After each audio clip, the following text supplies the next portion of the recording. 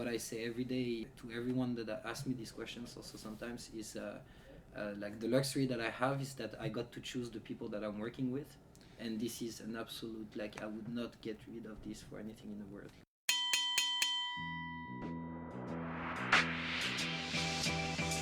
Welcome to Startup Stories, a podcast brought to you by the Nerd Entrepreneurs. In this amazing interview, we interview Rutger and Léo from Gowago. The two share the startup story of Gowago, a Swiss mobility comparison platform that makes it easy for people to get a car for a monthly price. Before Gowago, both founders used to work for Infiniti, a premium brand of Nissan, the car company. When it came time to look at new business plans for Infiniti, they saw that there was a real problem. People were not buying because they were overwhelmed by the amount and complexity of information.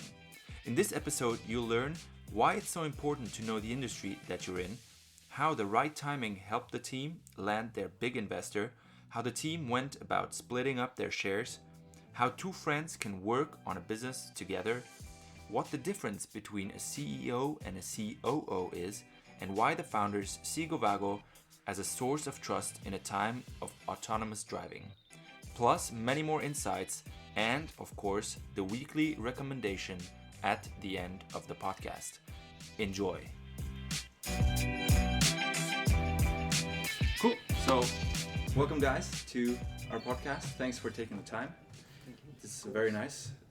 This is the second time we have two co-founders on board, and the first time was really cool because you come up with different points, when you discuss together, so it creates a nice conversation. Could you maybe one of you or both start telling our listeners and us, what's your startup about, and then also how it started? Cool. So maybe I can start. So what Gowago does, we are a mobility comparison platform where we want to make it very easy for people to get a car for a monthly price.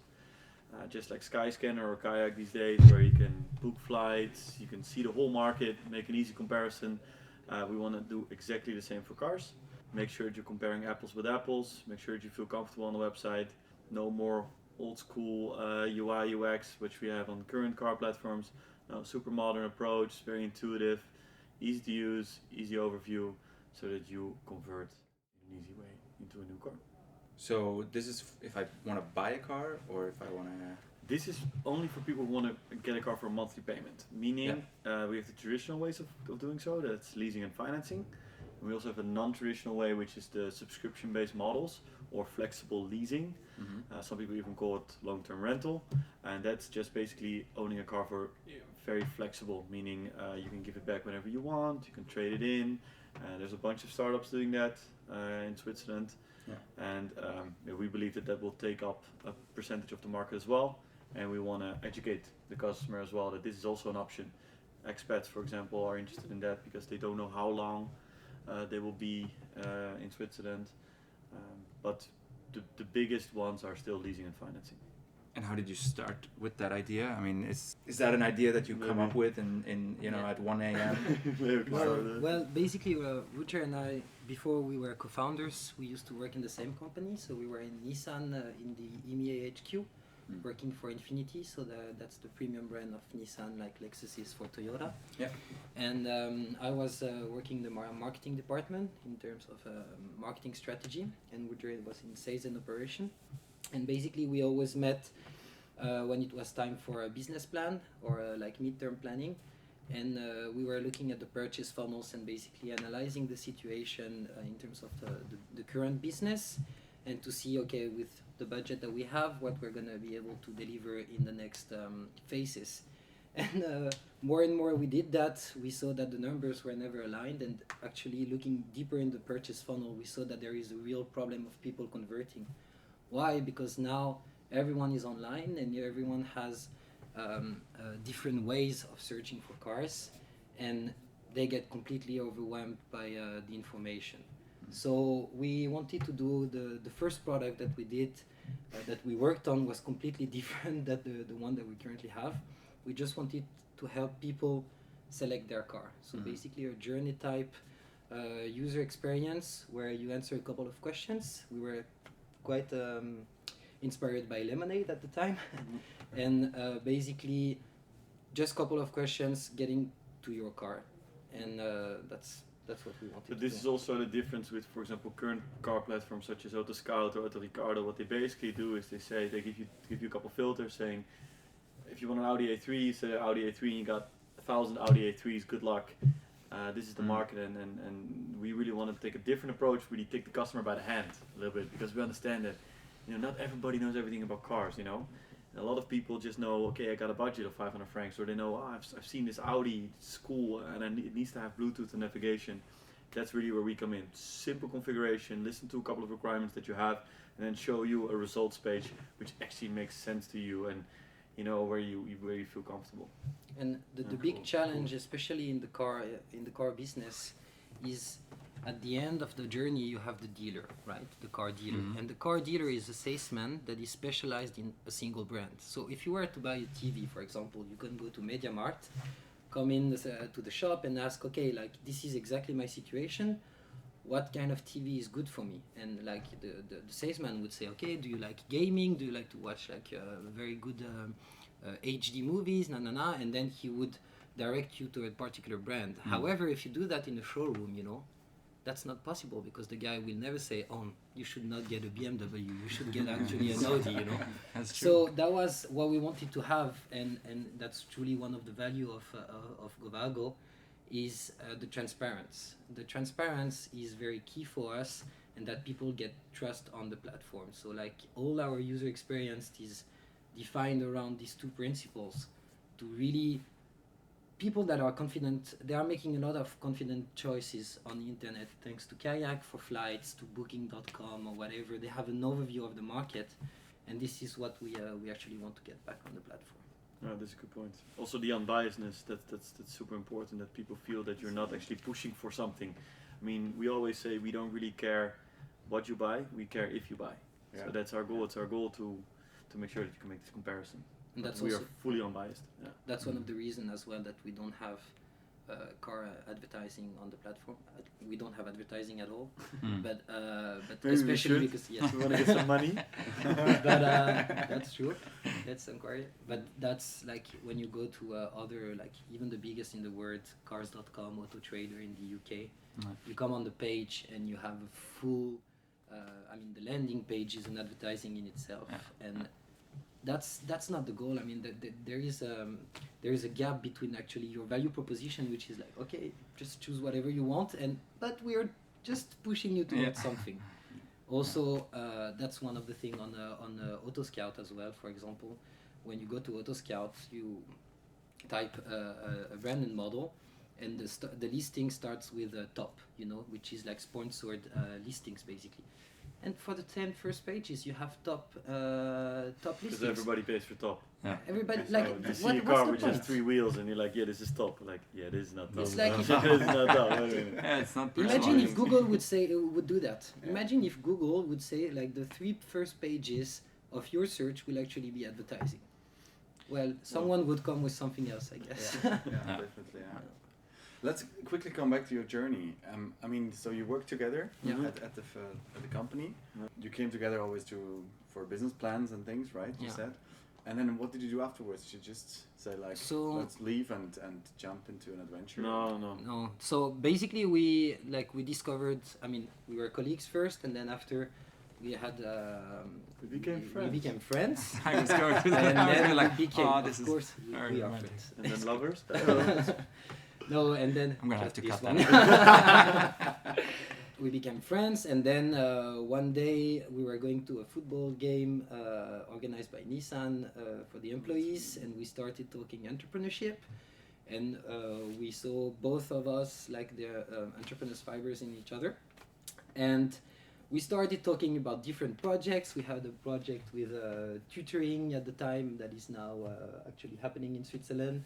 We are both fan of skiing, so we had also a project with ski. And in the end, we were like, okay, actually there is something to be made in our domain. Let's stick to what we know. Yeah, exactly. And maybe we'll come back to that after. But that's a huge value in our journey as entrepreneurs, that we have this background of like insiders of the industry. Yeah. That's completely, that's one of the reasons that we had an investment, that's for sure.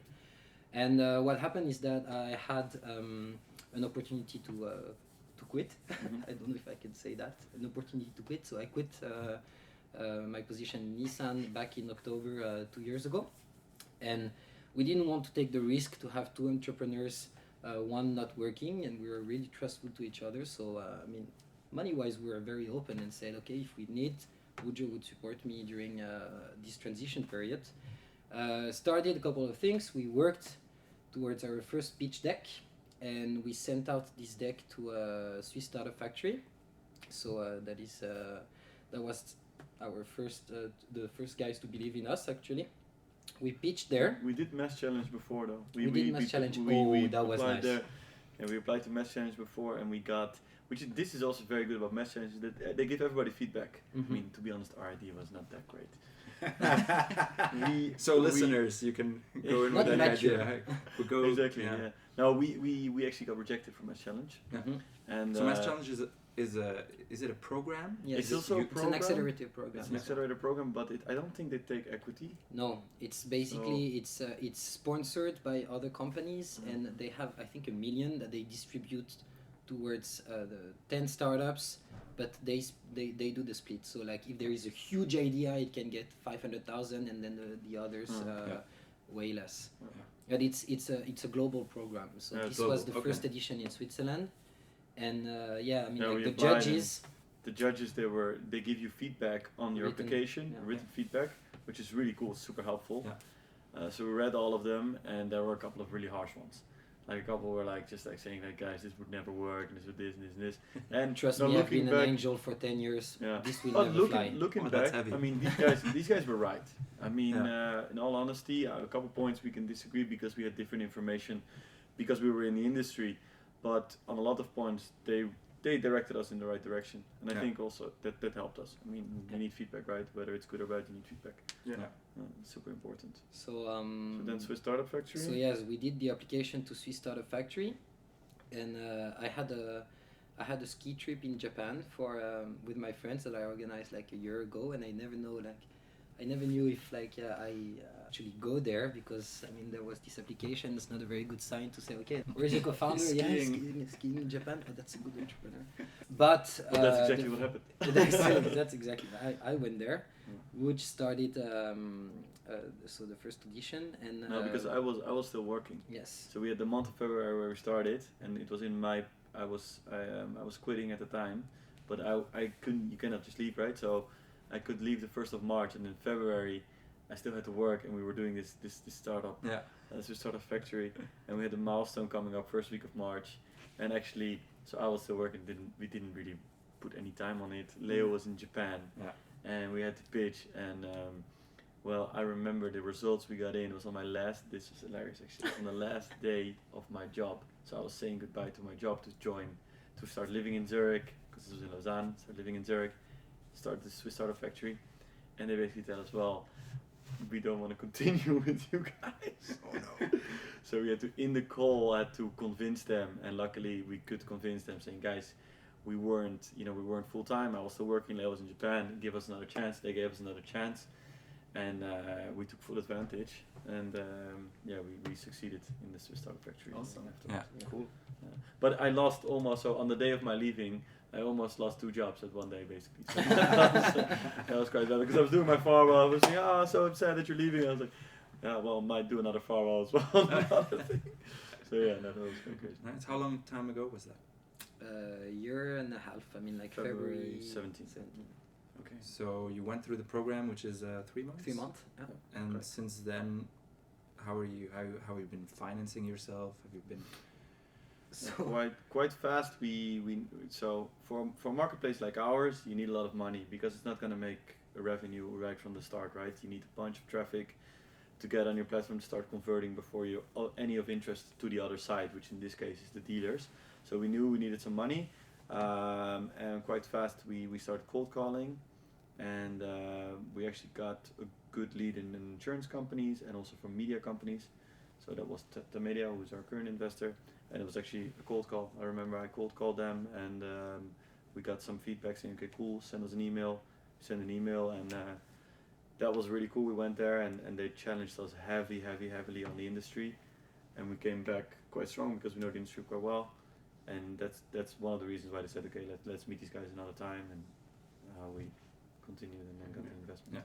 So I'd like to add one point here, because like during these 3 months, on top of the program and on the learnings that you can get from other startups, an event happened, which is like we met the third co-founder, so Ivan, who is currently our CTO, and basically we had a meeting with a very big dealership, the biggest dealership group in Switzerland. And because they were partner with the accelerator program, so we went there to pitch. And when we pitched, the guy in the room had a friend that was working on the same kind of project at that time, of like smart recommendation systems for travels on the private level. And he talked to his friend, saying like, "Oh, these guys, they have a good, they have some sort of the same ideas as you. They are doing for cars, and they come from the industry." So he said like, yeah, I want to meet them. And so I met Ivan first around a couple of beers. We got along very well with each other. And after we met the 3 of us, and he decided also to quit his job and to join the team full time. So he was full time since August 2017, and to get on board with this adventure, I would say. It all starts with a couple of beers. Yeah, that's always the case, right? But that's really, I mean, it's really a key moment for us, because Ivan is such a, we might have the industry, but we have 3 years of industry experience, but we don't have a lot of, startup experience or very, and Ivan is, he really brought this together. Basically, he has the full technical background, is also very, very professional, and when you come in with a team, industry experience and the technical side is covered, it just makes such a big difference. Yeah. It's unbelievable. If you have the talks with the guys and they're like, okay, they've got it covered in the team, they've got the ambition and the skills to back it up. Yeah, so like at that point, that's why like the product involvement was not a challenge even for like the different stakeholders. They were like, okay, this is the perfect team, whatever they're gonna do. They just need to show us. Not perfect, Maybe. We're never perfect. No, we're never perfect. Yeah, they're setting high expectations. Yeah. Next year we want to see you. Our fourth employee, who came in January of 2018, is our designer. So anybody who ever goes to Gowago, everything designed and also user experience is basically done by him, and this guy is also an absolute genius. We're super lucky to have him. Yeah. Also really professional, The guy worked for rentalcars.com, has also some experience with car platforms and with a bunch of other projects. The team is everything. Really. Yeah. You just mentioned the website. We were thinking when we were looking at it. How did you gather all the data of these different cars? Is this? So it can't be a manual thing. So or is it? No, it's not. It's not. So this, for example, this is pure this is industry knowledge. We knew the stakeholders. So the data provider is someone that works with all the biggest manufacturers. Okay. So we contacted them. There's a company actually gathering all the data from the manufacturers and then selling it back to anybody who's interested. And it's constantly updated. Updated. So this is one of the biggest. This is one of the best business models in the world. So basically, the guy goes to a BMW and says, "I want all the data on all your cars, and you can have access to the one of the others if you give them to me. And then to get the access, you gotta pay." So basically, he says he has the data for free and resells it to everyone. So we paid, when we were in Nissan, we paid a license of like 500,000. The guy is one of the richest in England. He's a pretty rich guy. Smart. Yeah, smart guy. But for us as a startup, it was, I remember when we had to make the decision, because we didn't raise money actually yet, and we had to sign the contract for this data provider, and it's gonna cost us as well a lot of money, tens of thousands per year. So I remember when we were like, okay, we have a chance of closing the investment, but we need to sign this contract right now because we had to go to the Zurich Motor Show at the time, and we needed the data to go live. So I was like, okay, fuck it, let's just do it. And we signed. Let's get some new credit cards. Spending money, exactly. Spending some money. That's actually where like most of the money that we got from the accelerator, from the graduation, that's where it went, because that was like this data was really the basis of every work we could do. Right. Yeah. And you cannot source this data for free, for sure. No. You also claim that people can save an average around 2,700 francs. Mhm. They book through you. Mm-hmm. How can you fulfill that promise? Okay. Why does someone save so much money through your platform? So by nature, when you lease or buy a car, you're gonna get a discount. Mm-hmm. And normally you need to haggle, you need to basically negotiate with the dealer how much discount you have. At the beginning, what we did is a customer requested an offer.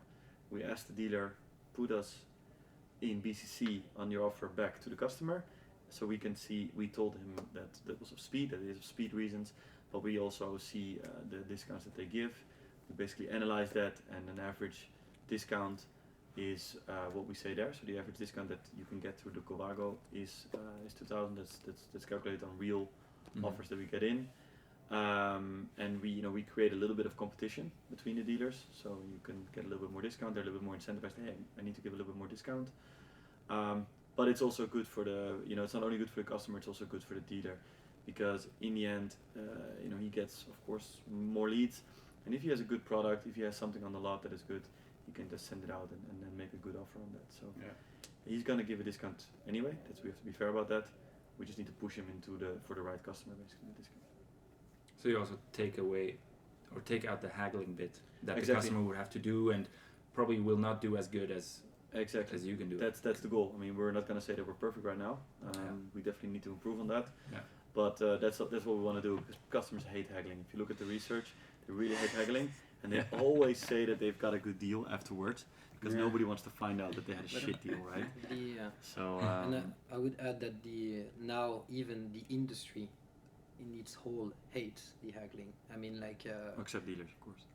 except dealers, Yeah. because it's where they can They're play good with at their it. margin. But when we talk to manufacturers, they more and more want to go to fixed pricing, which a perfect example is Tesla, who had Elon Musk sent an email to all the Tesla dealers in the world saying if I catch someone giving a discount on a Tesla, I can tell you that he's going to have a bad time.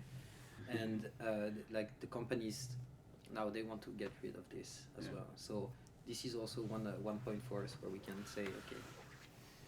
Yeah, but this will take time. This It is a will whole take industry that will change. And It's 60 years of haggling that are. So your platform is making it very convenient for a customer to buy a car, right? Yes. He doesn't have to provide a lot of money first, and can just get it on a monthly rate. Where is this going? What is the future development of it? What are the plans? To make it even more convenient. I mean, there's several more steps I could imagine if I have to buy a car. There's insurance. I need to get the plate. What is it called? Yeah, Registration the plate, plate, Plate, and everything, and I have to register it and then pay taxes for the government to what is it called? This fees, Yeah. road fees and whatever. on the road fees. Yeah. So No, this correct. This is something that we are, really. What we see is that it's going to be more and more online, right? I mean, currently dealers have to do a lot of manual work to create an offer and to sell a car. There's a lot of administrative stuff, which a computer can just do much, much better. So where we want to go is actually to say to the customer, okay, you can apply for this car, you can already get approved, you can already get an insurance there, so we will have an insurance comparison as well, where you can get the right insurance for your car, and anything else that's mobility related. So that could even be, hey, I want to supplement my mobility with a Lime subscription, or I wanna, I often in the nights I Uber, so boom, we sell an Uber subscription as well. And what in the end we want is that you can get a total overview per month what you're gonna spend on your mobility, what we call the total cost of ownership, where there's everything included, as just said. I want you to apply with just filling out your data once, and you can get approved for that fully online, and we get you the right thing, the right ownership. Cool. On a very practical example, indeed, that's the credit information or the leasing information and the insurance information is almost the same form to fulfill. True. A user and today, of course, for risk management, it's quite detailed questions, right? We would like us to have just a fingerprint and you have your the data, but a user still has to go to all these lines, and he has to do 2, 3, 4 times. If you want to do, for example, an application for a leasing for different providers and for different insurances, well, it's easy 5 hours that you will spend for that. Otherwise, for us, we would just once, boom, and that's done. And how and in the back, what is it? It's just like API connections with these companies. True. So it's a win-win situation for everyone. So if we can talk a little bit about investors. This is a new topic for the podcast and for the listeners. We haven't talked to startups who have had a lot of experience in that. So we've read online you have one investor is Tamedia. It's a big media group in Switzerland. I don't know. Just in Switzerland. Just in Switzerland. Yeah, Switzerland and Liechtenstein. Not to forget. Liechtenstein. Don't forget them. Why did you choose them? Yeah, it's quite obvious for us. They are in a way they're unbiased. They're interested in traffic, so for us they're the perfect investor. They also know a lot about platforms. They own a lot of platforms such as HomeGate, also Ricardo. So they know also a lot about car platforms in general, and they have access to traffic. I mean, we can use 20 minutes. We can use a bunch of their platforms and their channels. And for us, traffic is the thing. So traffic for the listeners is not car traffic, but people going. We're talking about visitors. We're talking about visitors on our website. Yeah, they have newspapers where they can help you get ads or articles. Exactly. And I mean, in a case like ours, like users the key, because this is the only way to learn, right? Like for all the user experience and the feedback and everything. So like the more you get, the more you learn, and the quicker you deliver a greater product. So and Tamedia in the approach that they have with these other platforms, because they also had the cases of like they have some platforms where they license the products, but then therefore they launched it, right? They launched it with an objective of having a very high traffic very early on to learn also and how to adapt with the market. So that was very key for us to discuss the approach, and us having the industry background, them having also this experience, that was creating a very good mix. Cool, definitely. Yeah. So, but one could say that like an investor like Tamedia, who brings you traffic, kind of, is perfect for many startups. So how did you convince them to invest in you? Okay, we have to also look a little bit at the industry in where Switzerland is now. Basically, Switzerland, you have two major platforms, which is AutoScout and Ricardo. And AutoScout is owned by Ringier, partially owned by Ringier, and Ricardo is owned by Tamedia. And so there is a very interesting climate, and Ricardo is losing a bit of market share. Number one is AutoScout. So they are also always on the lookout, Tamedia of course, for innovative startups who are doing something in this field, so that they can learn from them and improve their own platforms, so that they can gain back parts of the market, which is super important, of course. So that was point one. It's the right time. And then the second point is that, as we said in the beginning, is that it's really important that you know your stuff. Like I guess Leo and I, when we went there for the first meeting, we were challenged heavily on the industry, saying, guys, why are you doing it like this? What is that? Why monthly prices? Why this journey? And we had we knew what we were talking about, because we've been doing this, on our daily jobs. It just came natural. And I think that's important, that you really understand in very, very big detail, you understand your industry that you're in. That's key. How did you decide on the distribution of shares? That is a big question for everyone who starts out and is looking out for investors. As co-founders or everything. You mean maybe as co-founders first, and then also with external investors. And maybe also the first employees. I don't know how the situation looks. It's really like a black box. For a lot of people. I can maybe do the investor, and then you do the founder part, because the investors actually, you don't have a choice. We didn't. Exactly. Sorry. No, but the investors actually, because what happened was that they know actually way more about this than us, and they are very fair in that. So what we really liked about that, it was not really hardball discussions. It was super honest. They say like, guys, okay, how much do you want to raise? How much? No, they said, how much do you need to raise for this platform to sustain? X. Okay, cool. How much are you willing to give away?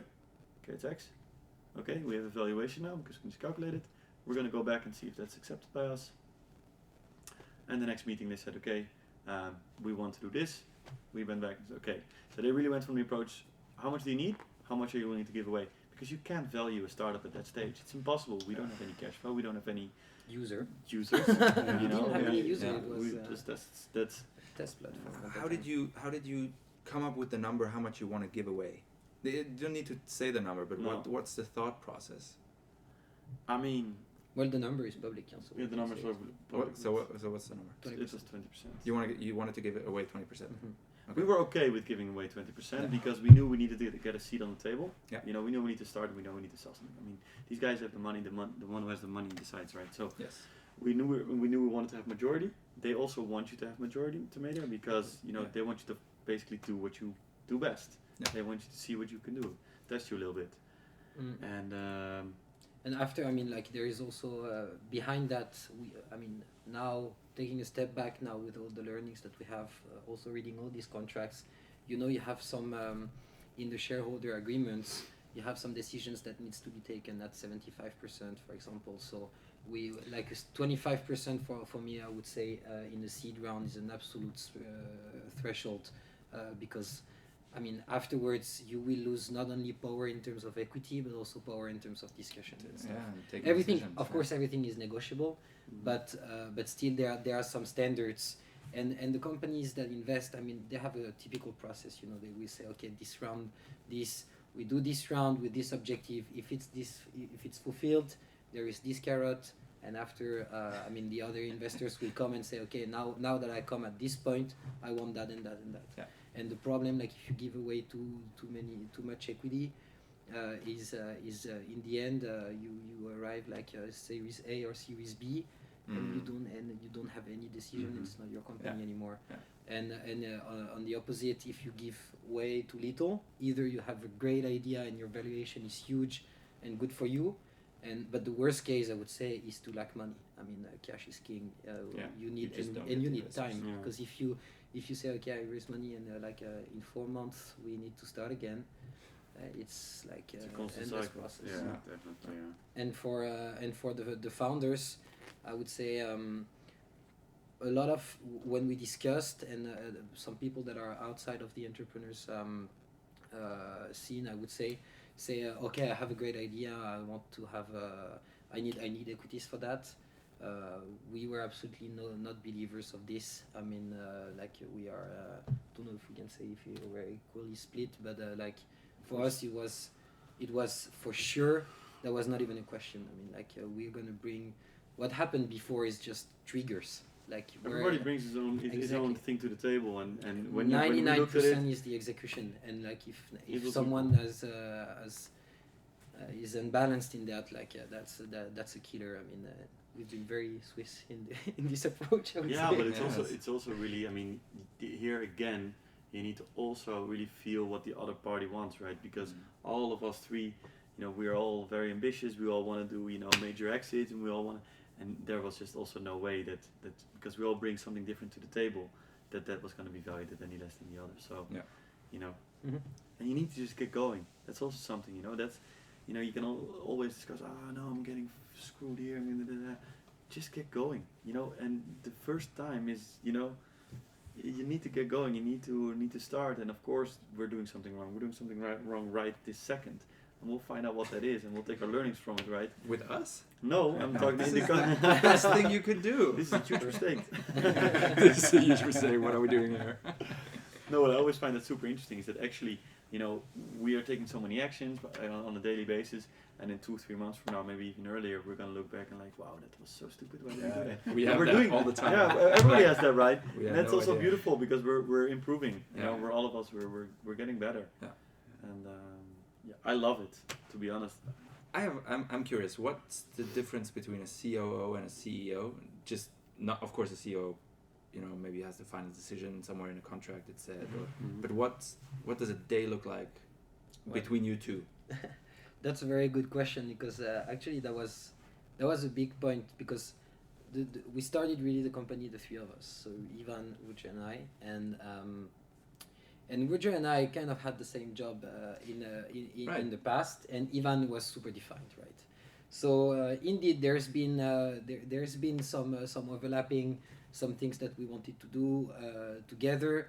And then after, I mean, like we've come a long way now. I mean, it's been a year and a half that we are in the company under these titles, and we tried a lot, I would say, but we have a lot to say on this. But we tried a lot. For example, I would like go to a lot of meetings with Rutger, and in the end we found out that because I was a co-founder, I also know the industry, and I was like, hey, two visions much better than one, and like I can bring so much in meetings and stuff, and in the end it's like talk block, can I say? Talk blocking. Like he was much better in actually delivering a meeting and partners by himself.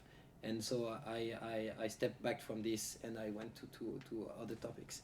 Now the way our product is built, we have three major axes, which is like the B2B side with the dealers, the user side, like with the visitors, and the platform with the product. And basically this is the split of the three guys. I used to do marketing, the whole strategy of marketing for Infinity. So it was normal that I would take care of this. So now my role as a COO today is in major part the marketing side, but because the business requires this part to be huge today. After when the company will evolve, I guess like the role will also evolve, taking care of more operational things. But today the challenge is so big that this is my challenge, and we have very split challenges. It's very important for us, I guess, too. And we had long discussions about this. That's also where it's good to be friends. When you have you can be completely transparent about things, and like all feelings apart. Like, okay, we are in the business. Like, now what is the best for the business? Taking ego apart. For sure. I mean, like, ego has nothing to do on the table here. Yeah, it's important to take it out. I mean, it's super hard. The decision because we had it at the beginning, like we were two co-workers, and now one of us would need to be a CEO.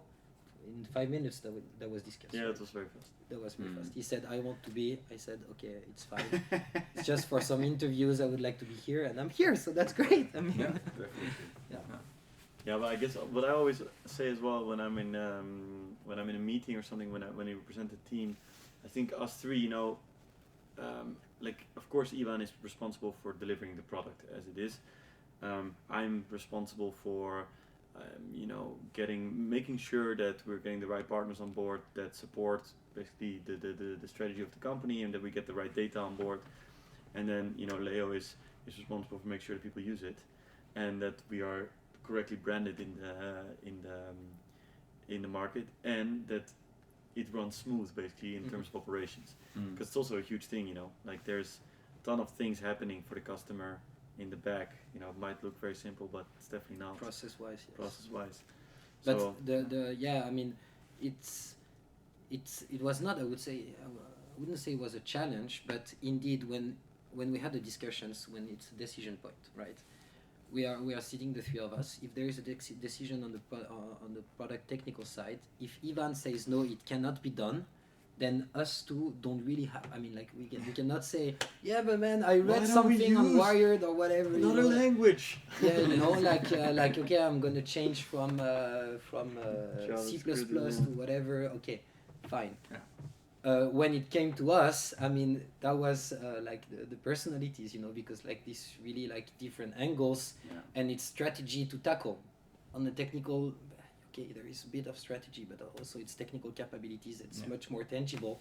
When there is like some business decisions on an industry that we know both, and me, I knew the marketing side, and he knew much more the sales side and the sales environment. That created sometimes heated discussion. I mean, not scared to say, but it's great. Of course. We know how to fight for sure. The good thing is, the best We thing will is, not fight today, though. Maybe yes. The good thing is what I also always thought, like, okay, we had these discussions sometimes way too long, way too heated, and way too whatever. But the good thing is that once we got to a decision, which we probably lost like 5 years of our life, but we have thought about everything. Yes. Yeah.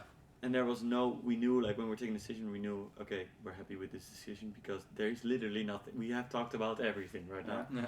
So there is nothing else. Yeah. And I think that was good. And I don't think there's not really a it's not like I'm the CEO, I'm making the decisions or the final decision. Not even that. Yeah.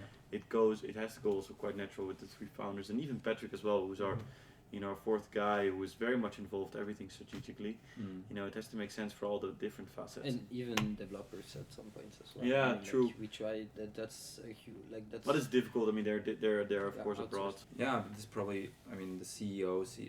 These titles might have more relevance when the company grows, or at some point where. Well, we don't have any reporting. No, there is no. Not Well, we have an investor reporting. Yes. Which I leave you out of it because it will bore you to death. That's great. But yeah, I mean, like we are not accountable 100% for some people, except Ivan that has the developers. Like really. Yeah. So what would you say? I mean, that's quite a long story, an exciting story. What if you had to pick one biggest challenge or biggest learning? What would you say? It would be maybe you have different learnings or challenges. Yeah, I mean, we can talk about a lot. Just with the challenge that I've personally, seen lately, and also, I mean, we can talk about the challenge that we have with dealers in terms of the product, and that's all true, but that's just business, right? What I found an interesting one is that, even we are a small team, so we're 4 in Zurich and 3 abroad, and what I found interesting lately is that it's so important, even if you're so small, to build a culture, a very strong culture that people, we are all. Quite loud. We talk a lot, and at one point in the last 2 months, because we were so busy working, we kind of lost to invest a little bit of time in the office, to decorate it nicely, to put some process in place where you go back and do fun things together. It's so important, and now we're back doing it, and everybody's just so full of energy and full of motivation. So I think the biggest, it's more of a learning, and also for myself, that you can easily get lost in your own work and whatever, put your laptop down and do something fun together, whatever. It's just so super important. Maybe it might sound cheesy or cliche, but it's true. Yeah. At least we've experienced it. Yeah, I mean, I kind of agree. On my side, I would say it's the influence of being in that situation also in the personal life, I would say. I mean, we can say anything, like you have a lot of guys like, I'm an entrepreneur, but in the end, one thing that we have, it's like, this is our project, right? Like, for at least for me, for the moment. Please don't call it project. No, this is my life project at the moment, and indeed we are ruled by a stretched cash flow, and what I see on my personal life is, I have a lot of friends that are in the corporate world, and they have a complete different personal growth curve, like start to buy apartments, they start to get married, have kids, and for me, like this is really, really different, and I'm glad as well that Rutger is in the same situation, because we can understand that's. And also Ivan. I mean, Ivan has 2 kids, but it's also it's even maybe more challenging for him sometimes. But we don't, especially evolving in Zurich here. It's not like we are in the huge entrepreneur scene, and when you go to a bar, that there's 50 others that are like. I mean, we are in Zurich, and if you think about it, like in Europe, it's maybe not the first place that comes into mind for entrepreneurship. Yeah. And so the learning for me is really to accept actually that you're in that stage, and it's like waiting for jumping higher after, for sure, and how to balance it. What I say every day to everyone that asks me these questions also sometimes is like the luxury that I have is that I got to choose the people that I'm working with, and this is an absolute, like, I would not get rid of this for anything in the world. Like, coming into the office, saying seeing these people that I like, and knowing that we can build something together, it's something just completely great. And if you listen to sometimes all these corporate guys, it's a bit like the opposite, right? Because they are like, I tried to do that, and I didn't choose them, and I cannot build whatever I want. So this is our decision in the end. So 2 very cool things, actually. Beautifully spoken. Very related to each other. You're my inspiration. But it's really true. We have also friends, consultants and bankers, and you hear a lot that the project just sucks, or these people I have to work with suck, or There's a lot of complaining, right? I mean, there's a lot of complaining going on. You see in the corporate world, there's so much complaining, and that's, I was thinking, just fucking do something about it. If you want to change something, it's just complaining because of complaining, because everybody's complaining. They're not. It's also fun. I think people It's easy. like being in that position of complaining. Exactly, that's what I think as well. So we can come to the 3 final questions. If you could do it differently, looking back, what would you do? Maybe not. Maybe there's a lot of small things, but is there anything big that you would do differently? If you ask me this because you know me, but I really don't believe in looking back and looking at it like, oh, I would have done that differently, because I know I would have not been here today. It's exactly as what I said in 5 minutes ago. It's about having these learnings, making mistakes, and then, oh shit, but now I got more information, and now I can make a better decision, and then you will make another mistake and you will get better. So we are not here at this moment if we would not have made those mistakes. So I don't think that we can. I think that's a really nice way of looking at it. If you take every situation and you learn from it, then there's no real mistake, because you learn something from it. So Exactly. Yeah, and you could argue also that all the opportunities that we have today at this exact moment maybe wouldn't be here if we have changed something in the back. Yeah. I have one point though. Not sure. Like, let's You mean the decide name? if we get it. Yeah. we had kind of we had an issue with our name in terms of IP, something that we completely didn't see coming, because for us it was way too far, and in the end it has hit us, and we had So very short, we were named Car Codex in the beginning, then we were like, oh, we don't like this name, so we changed it to Gowago, and actually there's a company, a very big American company, which is kind of the same, and we got an email at one point saying, hey guys, please see attached, and that was basically a huge PDF saying, you need to remove yourselves from these trademarks because it's way too close, and these guys were in a completely different business, but they had the best trademark lawyers in Switzerland. So we were like, shit, what are we gonna do now? And in the end we had to make the decision to remove ourselves from these trademarks. So indeed, if we would have done something different, we definitely would have checked that. yes. And taken probably these lawyers as well. Because I mean, like, that's, if there is one kind of cost that you don't really like, is the legal cost as a startup, I would say, because like it's, you cannot bootstrap that, right? Yeah, and, it is expensive. It is expensive, and it's when it's unplanned cost like this, and also with everything that implied after, like the change of logos and stuff like this. Yeah, that was kind of a hard hit, especially as we cannot push it because like legal is pure deadlines, and we were in a full rush. So it was, so yeah, I mean, I would not underestimate the legal cost, and I would leave some maybe as an advice, like, don't underestimate it, like either for contracts or for IP rights, because like if one of these two you get wrong, you have the best idea, you have the best market in the world, you can be properly fucked. So yeah, true. That's good advice. We were probably fucked. We should look at that as well. That's what we did. for our Being in the project. project for a little bit more than a week. Just, you heard it. Still okay. Yeah, the nerd you heard entrepreneur, it. is that properly trademarked, guys, or is that Oh, that project. No, that's not. We have no idea if that's already protected. We didn't check it out. There's not that many nerds out there, so I don't know if that.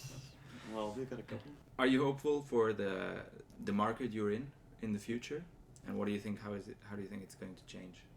well, on my point of view, which is pretty much high level, it's we decided to go into the mobility comparison because after talking with also all these manufacturers and also all these banks, a lot of like the industry is completely evolving, right? And it's booming, and everyone is talking about autonomous drive and what it will bring with car sharing, and like the car ownership will change, etc.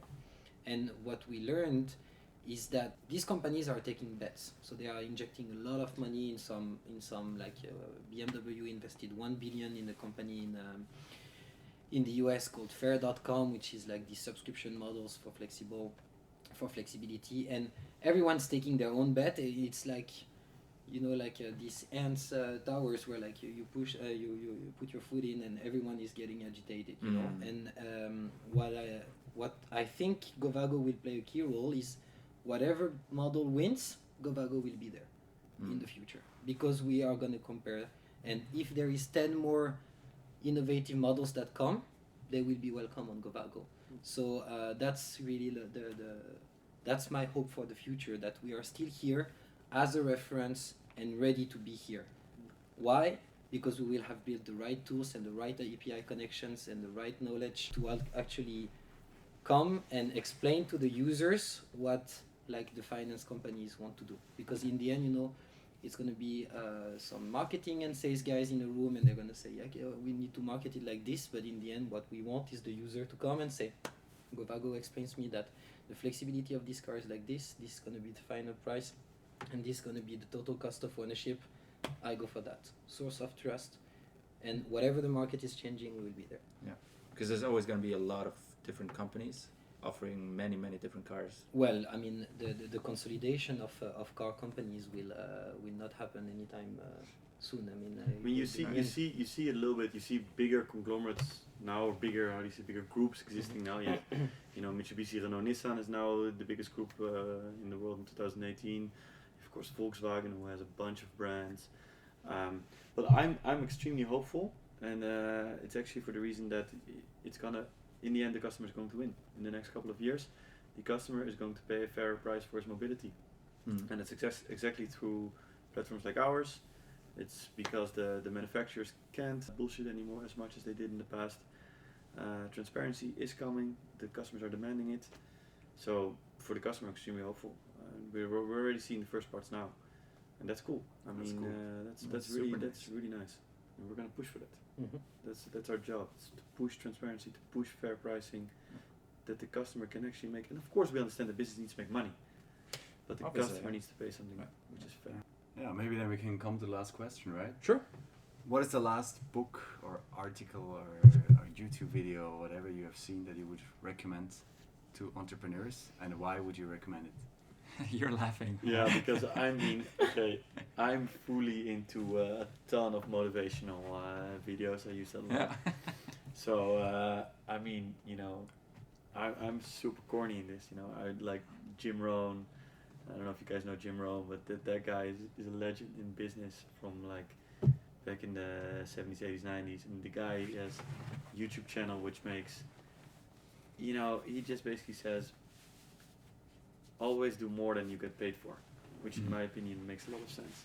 So if anybody wants to get inspired by this kind of stuff, all right, go to Jim Rohn. This We'll guy will put you really into more than you get paid for. Always do more than you get paid for, to make an investment in the future. Yeah. And it's very smart, because in that sense, you know, there's a lot of people saying in corporate like, no, but that's above my pay grade, or that's not what I do, or whatever. No, just invest in yourself. You know, work hard, and then people will reward you for it. I completely have hope in the world in that sense. I didn't expect anything less. Yeah, I mean, for me it's something more... A little funny cat video. No. Well, I'm getting a lot of inspiration for our next video campaign, so I'm looking at a wide spectrum of videos. No, for me, I would say that with the challenges ahead for Gowago, I read a lot of stuff about growth hacking strategies, and I like my next goal is to have one, and I hope to be part of these lists. And so I recommend reading. There are a lot of lists there from the crazy growth hack strategies, especially the one of Airbnbs. Maybe you've heard about it, where they hacked with Craigslist or Dropbox, or Dropbox or PayPal with eBay as well.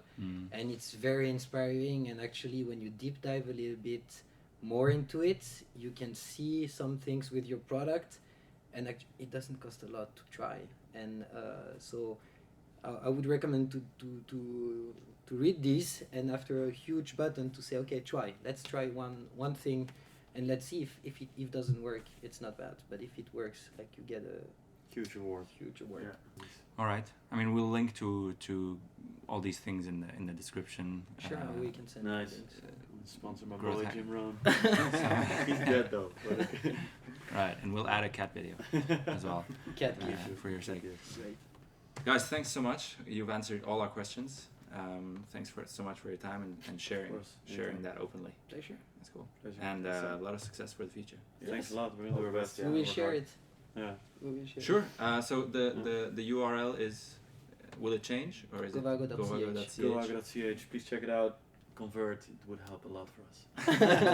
Well, if you need a car, just go there. Or if you don't, You can save just go and look. a lot of money. Or just go check it out. That's true. Go check it out. There's a picture on the About Us page from us, so if you want to check it out, girls, no worries.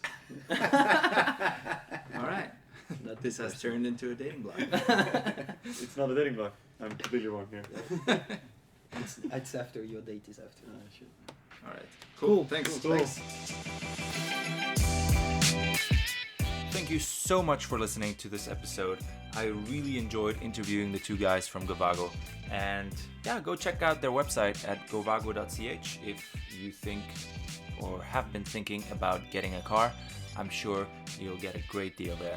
Also, if you like our podcast and have specific feedback, positive, negative, whatever it is, please feel free to scroll down on your podcast app and click on the last link that will lead you to an input form where you can just leave your comments, and that would really help us make this podcast better. Thanks for listening and see you on Monday. Cheers!